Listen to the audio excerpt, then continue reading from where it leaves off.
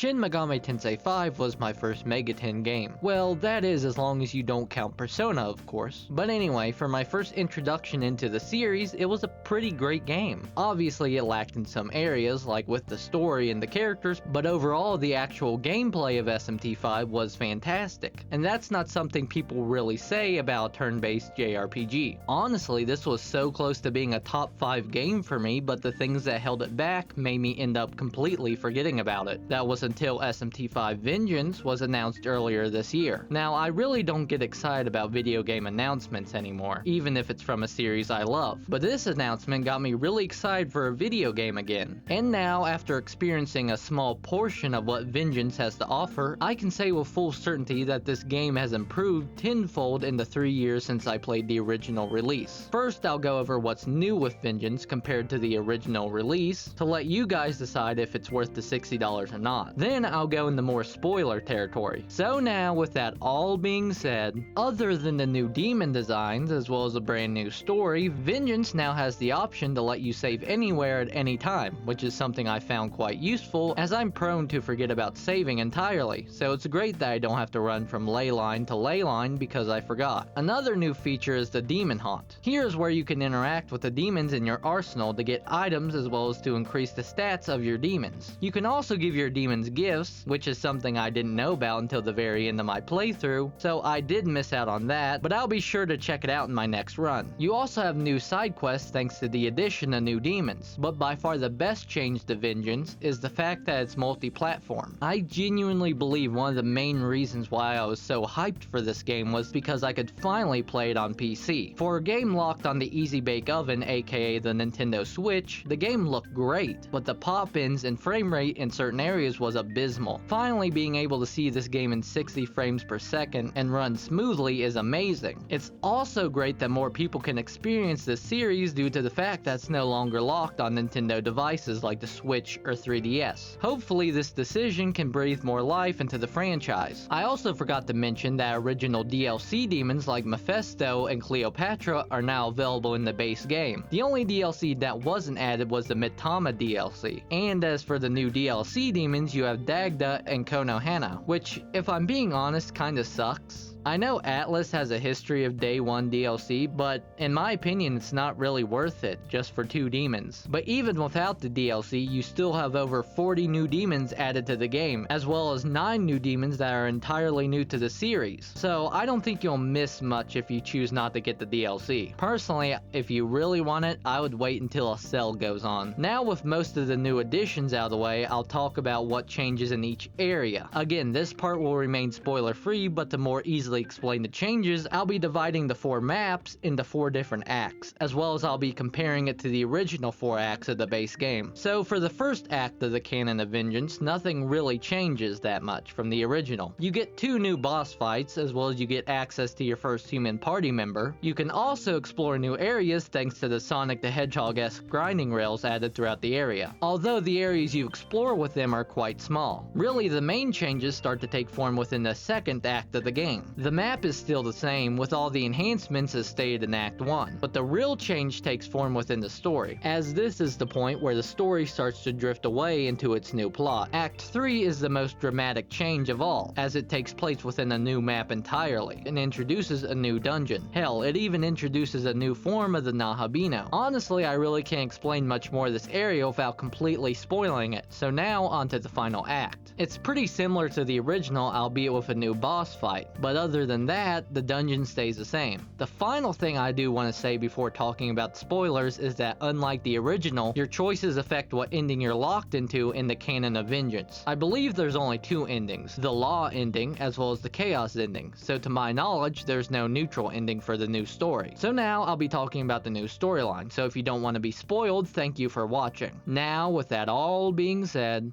as I stated before, depending on what character you agree with more will determine the route you get locked into during the end of the game. And obviously the 2 characters that determine your ending is either Tao or Yoko, the 2 party members you have for most of the game. I sided with Yoko more during my first playthrough, so I got the Chaos ending. Also, Yoko's goddess design is better than Tao's in my opinion, but it turns out Yoko was working with the Kadishtu in order to create a world with multiple gods, rather than continue to live in one with one god, which is what Tao wanted. But enough about those two, because I want to talk about one character in particular, Yuzuru. Yuzuru is by far the character with the most development in this new story. It all starts around Act 2 when his sister gets kidnapped by the Kadishtu. And I know what you may be thinking, but Act 2 was originally about Lamu and Sayori, what happened to them. And well, let's just say that they even get less screen time in this story. Anyway, after this, he swears to get stronger, so that he doesn't have to rely on demons to watch his sister, like Kansu. Then he says he'll become a Nahobino by fusing with Heio, the Prime Minister, because he's also a proto-fiend as well. But before he has a chance to do it, Dazai kills him. Speaking of Dazai, he doesn't really get that much development compared to Yuzuru, but instead he gets Mastema pilled, and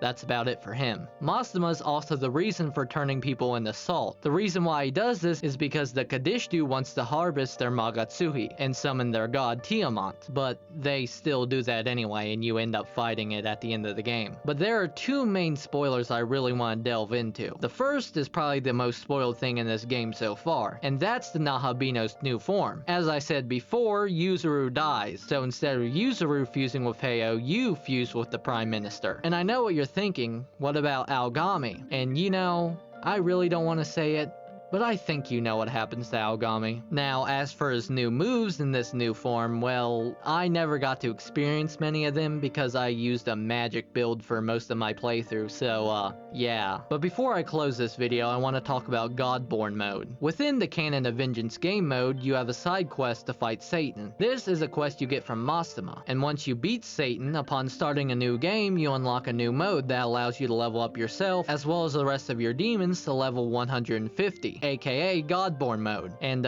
yeah, try beating Demi Fiend on that mode. Anyway, I know this video is kind of all over the place. It's my first time making a review type video, and plus I kinda decided to make this video on a whim, but I genuinely think Shin Megami Tensei V Vengeance has made it into my top 5 game list. If you played the original, I highly recommend this version of the game. And if you haven't played it at all, I know most of my viewers are Persona and Pokemon fans. I can't stress this enough, definitely pick this game up. It's a little harder than those series, but it's definitely worth the time. Also, if you played it, tell me in the comments what you think. I'm genuinely curious on what others think about this game. If you like JRPGs, feel free to subscribe for more videos on them. Thank you all so much for watching, and have a fantastic day.